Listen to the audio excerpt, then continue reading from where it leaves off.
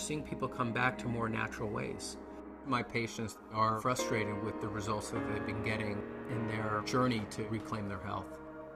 When it comes to emergency room and trauma, we're really leaders in the world. But when it comes to overall health, we're mostly managing our pain and suffering. There are definite medications, but they're not turning the condition around. They're allowing you to live as long as you can without that much pain and suffering. So people are forced to look for other ways to manage their health concerns. They're asking the question, is it possible for me to turn the clock back and go to the point in my life where I wasn't sick? Could be 5 years ago or 10 years ago, at that point where their bodies hadn't broken down yet. Well, the science world, not the medical world, is really pointing towards looking very deep in the body at the cellular level. And when you look at that level, you start to see that if the person is ever going to change their health, they have to address helping the smallest unit of their body get healthy again. Normal cells perform many functions essential to maintaining good health. They must be able to take in nutrition and eliminate waste or toxins. Normal cells must defend themselves from intruders like unfriendly bacteria, fungi, viruses, and free radicals, and repair the damage done by them. In addition, cells must work together as a team, communicating with other cells to achieve optimal organ and immune system function. Research has already proven our cells need certain essential nutrients, 26 different vitamins, 72 or more trace minerals, numerous fatty acids, and amino acids. Since our bodies don't produce these, we must get them from our diet. Recently, scientists have discovered that there are at least 8 sugars, called monosaccharides, that our cells also need for optimal function.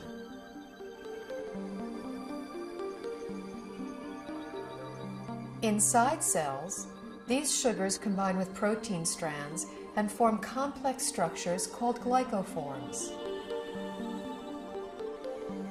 The exterior of a healthy cell is covered with a dense forest of these glycoforms. Glycoforms can exchange infinite combinations of information depending on their shape and charge. Glycoforms are present on the surface of all cells and actually prevent viruses, bacteria, and other enemy cells from entering a healthy cell by blocking the entrance to the cell's surface. Glycoforms can hold on to an enemy cell until an immune system cell can arrive to destroy it. Healthy immune system cells can also accurately identify normal cells and not interfere with their function. Cells covered with glycoforms enable clear and accurate cell-to-cell and system-to-system communication, creating an information superhighway within the body. Glycoforms play a vital role in every human physiological process: immune system response, tissue regeneration, cell replication, growth, and structural stability. They are even responsible for the attraction of sperm cells to an egg cell surface to foster fertilization. When a cell does not receive the nutrition it needs, it cannot produce energy, and it really loses its function.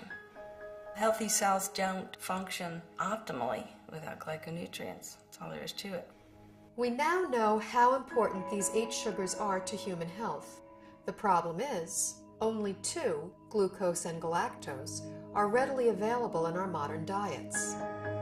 A fraction of these other 6 sugars can be gotten through diet, but modern agricultural methods, food processing, widespread use of toxic pesticides and chemical fertilizers have all but eliminated them from our food supply.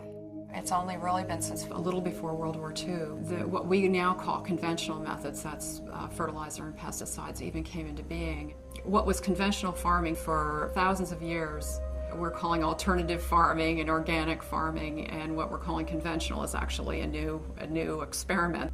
The connection of healthy soil to healthy plants and to healthy people cannot be underestimated.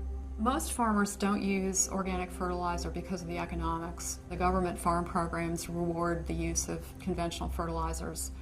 And then also many farmers grow for big agribusiness companies. When you're dealing in mega farms, the ideal crop is to pick the entire crop one day, get the pickers out of the field, get the money out, plow it down and put another crop in. That's like the perfect scenario. Crops are selected for uniform maturity and the ability to harvest quicker than they should. And that makes a huge difference in the protein content and the nutrient content. Optimally, you want the fruits and vegetables to stay on the vine or on the tree or on the plant for as long as possible, because in those last few days before ripening is when the essential sugars are brought to the fruit or vegetable. Everything that is not picked at its peak, everything that is shipped any length of time begins to lose its nutritional value. The nutrients actually start to oxidize. And once a vegetable turns a little brown or it's rusting, then it's going to cause free radical damage in your body. In addition, if something comes from a very long distance, it can have bacteria on it that your body is unfamiliar with.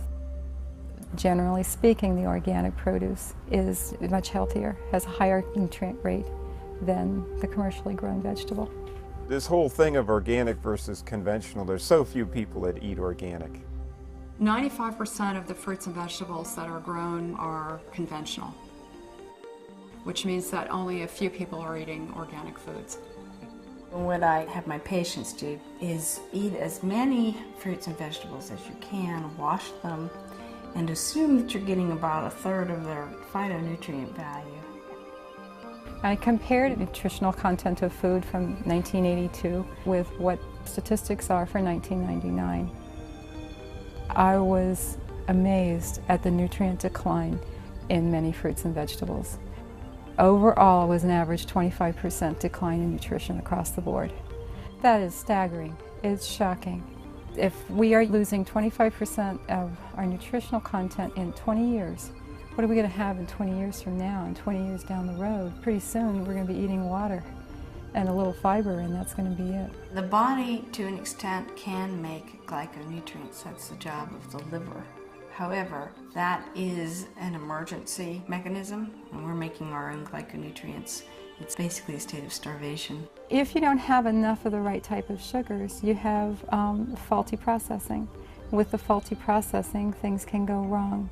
Without vital sugars and a variety of other micronutrients, cells cannot create glycoforms. The result is a breakdown in cellular communication and immune system response. Depleted cells are unable to defend themselves effectively, so cell structures can be damaged and are not effective in healing and regenerating. In this weakened state, cells cannot communicate effectively, compromising the body's ability to identify problems. They are also unable to destroy pathogens such as viruses, bacteria, and fungi, and cannot identify mutated cells so the immune system can eliminate them.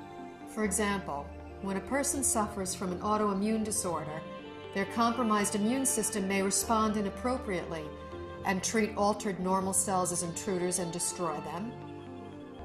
It may allow mutated cells to proliferate, or the immune system may not respond at all, leaving the body extremely vulnerable to many types of infectious agents.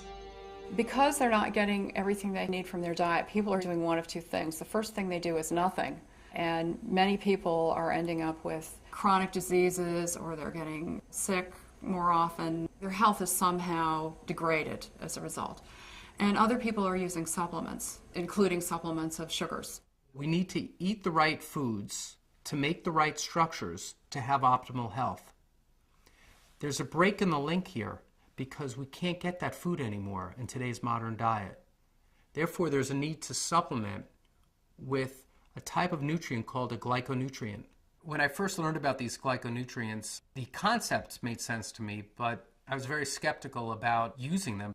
It seemed like there were a lot of people making claims that it could help with all different sorts of health conditions. And anytime I see that, I throw my hands up and I say, this can't be true. The big shift for me was seeing how many different countries were researching this. The University of Oxford have their own glycobiology institute where they were studying this as early as the late 1980s. Countries all over the world, Japan, Germany, Switzerland, Finland, New Zealand, Australia were looking at these nutrients and their clinical application, as well as in the United States at Johns Hopkins, MIT, University of California, Irvine. Once I realized how crucial these supplements are for human health, I felt compelled to offer them to my patients in my practice. When I started with the patients with the most serious health challenges that I wouldn't be able to help previously, the results that started coming in were amazing. We just started to see people gain their health back. I had a difficult time getting through the day. I had very low energy, and I was not in very good health. I started on a glyconutritional program big time. Now I don't have a pain in my body. I don't have any restrictions on my capabilities. I feel younger than I was at age 69, and I'll be 79 in a matter of days. Since the time I was 17, I was always on medication and nothing was working. I just started to resign myself to being this sick adult. I took these glyconutrients and it's changed my life completely. I'm on a road of recovery where I feel I'm more alive than I've been in over 10 years. It was to the point where I prayed that if my pain doesn't go away, I just want to die. I went ahead and decided to start taking glyconutrients, and I was completely, within 3 weeks, pain-free. I can do it all again. I feel like it's been given back to me, and that's what I'm thankful for. These type of results I've never seen before in my practice and were exciting to say the least. I believe somewhere in the next 10 to 20 years that this will be in the curriculum of all training because it gets results. I, as a physician, am real excited about that, and I think that physicians in general should be fascinated from a scientific standpoint. After seeing so many dramatic results with the people that I've recommended this to, my approach to healthcare has changed fundamentally. I hope to see a paradigm shift in treatment in the future, where you have a truly integrative approach between traditional medical care and nutritional support. And this would ultimately give people not only a longer life, but a better quality of life.